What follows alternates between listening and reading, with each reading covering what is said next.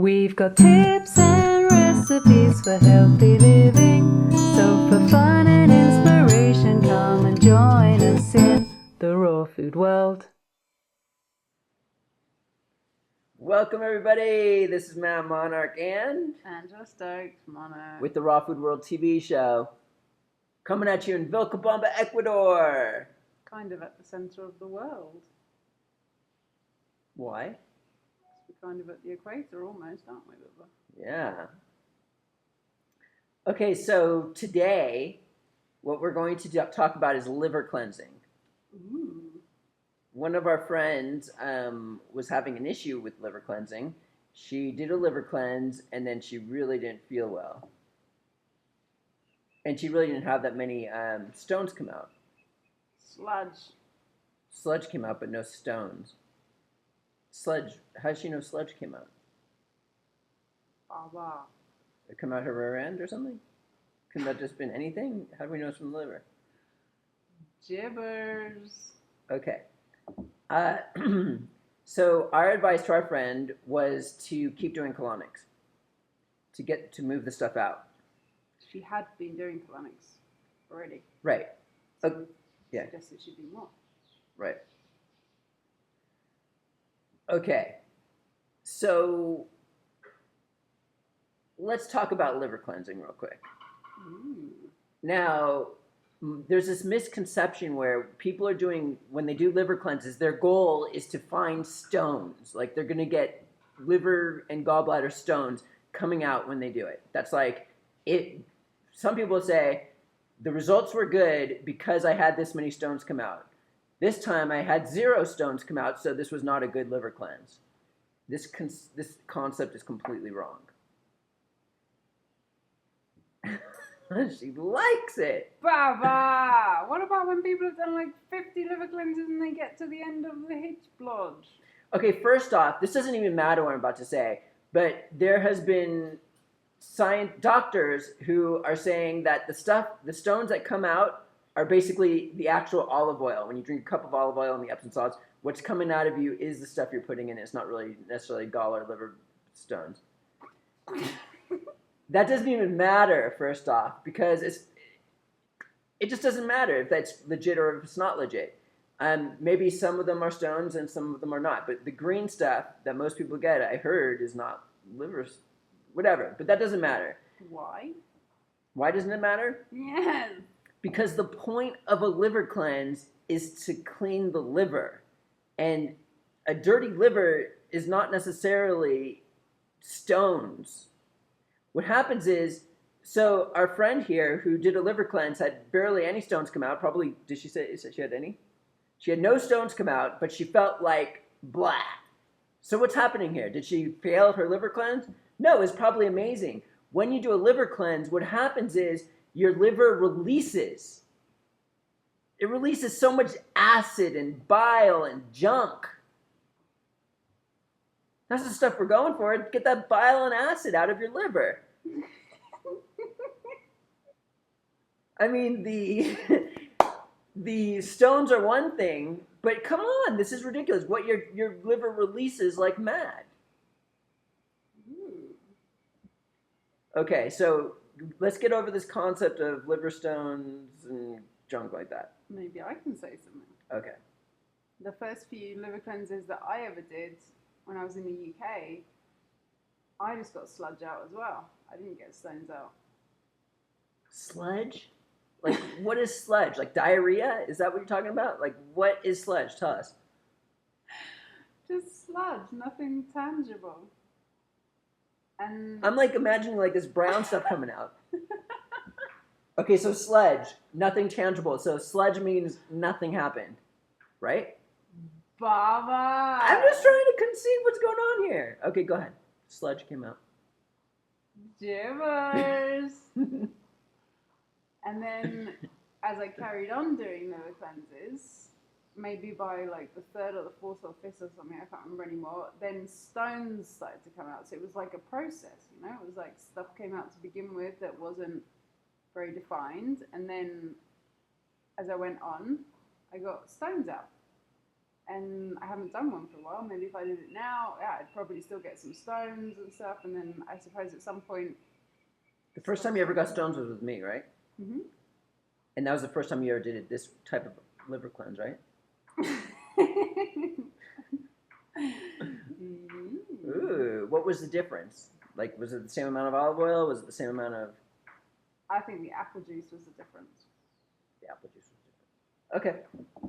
Because I was using malic acid capsules before that because I didn't want to drink the apple juice. Because you drink, what is it, like at least a quart a day of apple juice or something? Right.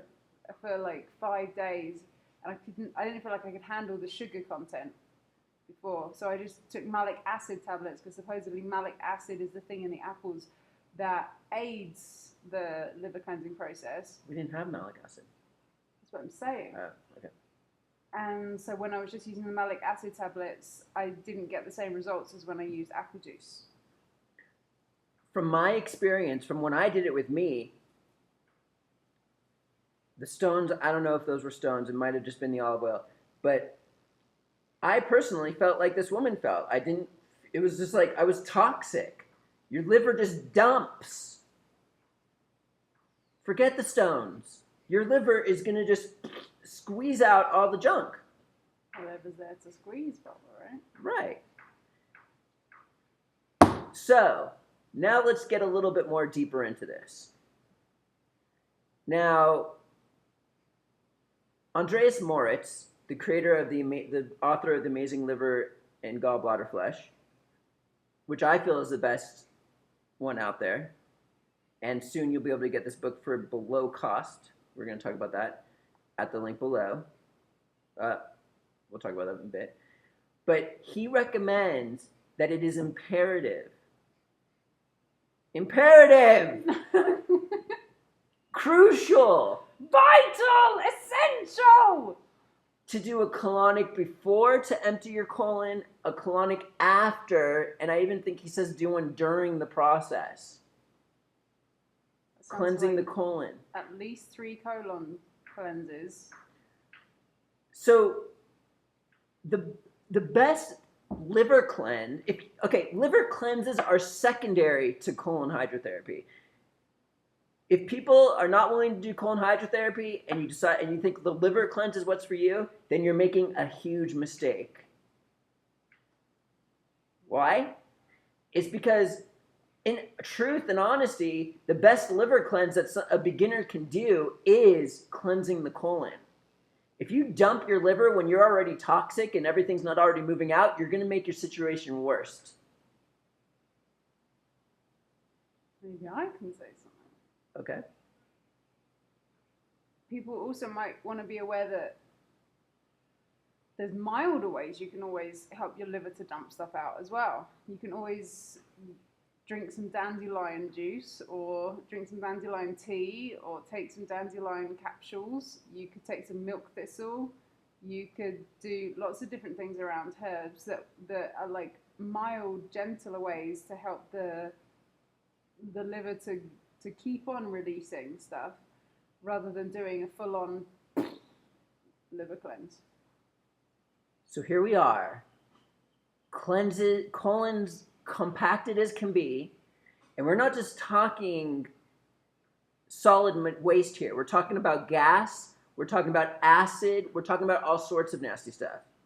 So what happens is your colon is compacted, it's clogged, which clogs your liver, which clogs your other organs from dumping into the colon. So when you cleanse your colon, you remove all that, and now your liver is enabled to actually cleanse by dripping it off into the empty colon. So it's like you're emptying the trash so the organs can dump more in. So to be honest with you, the best liver cleanse that any beginner can do is to cleanse your colon. And then after that, after you've reached this level of cleanse your colon on a periodic basis, you can move to cleansing the liver, which needs to be done in conjunction with colon hydrotherapy. You got to move that stuff out. It's very toxic. Okay. Maybe I can give the nice people a little recipe to go with all the tips. Sounds good to me. It is a recipe for a liver cleansing drink that you might perhaps like to drink for 4 or 5 days in a row in the morning. This also is like a mild way of helping the liver to release.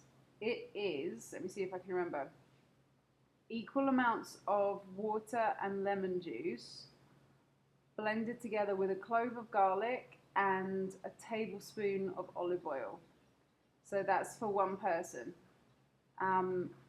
And you blend it together in like a little personal blender or a high-speed blender or whatever you have, and then it turns into this frothy, kind of citrusy, oily something. I actually really like it. And then you just drink that, and 4 or 5 days of doing that, it will help for your liver to release some extra stuff. Nice. Sounds like a pleasant drink. I think it's important for people to realize how much work the liver does as well. Like Mr. Monnet was saying, you know, that it's going to squeeze and it's going to give out whatever it's going to give out. Most of us have seriously overloaded livers. Imagine your liver literally handles everything that goes through your body. Everything.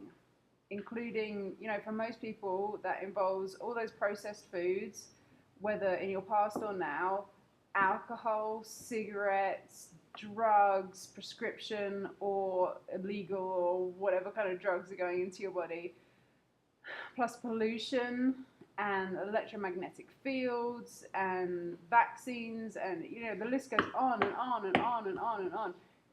Our livers are seriously piled up with stuff at this point that we're at. And that's, I guess, one of the reasons why people like Andreas Moritz and other people working with helping people to cleanse the livers recommend doing so many liver cleanses, to just keep on going until you reach some point where it doesn't seem like much is coming out anymore or something. Personally, I find liver cleanses really intense, as you can see if you watch the videos of us doing some on YouTube. You know, the Epsom salts especially are like really, really gnarly to me. So I'm not very excited to do them very often, but I have done quite a few, and I'll probably do more in the future. How many's Mr. Monarch done? I just did that one time with you.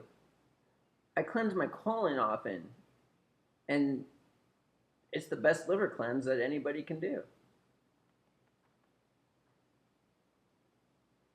I mean, I would do another liver cleanse. I know it's beneficial for me. I'm at that stage where, you know, I'm not going to make myself more toxic. If you're not willing to do a colon cleanse, then don't do a liver cleanse. Oh, no. Because you have the potential to make your situation worse. I'm done with this. No, forget it. Babe, I'm just trying to explain this whole entire concept of cleansing the colon. I could talk about it for hours, and the only reason I'm so passionate is because it works and it's the way to go. And for spiritual purposes too. If you look at every Egyptian artifact, there's people sticking things up their bums, doing enemas all the time. Ooh. And who do we got over there? Angela Stokes Monarch? And Matt Monarch, cleansing the colon before I even think about cleansing the liver. And we'll see you again tomorrow at the Raw Food World TV show. Thanks for joining us. We'll see you again at the Raw Food World.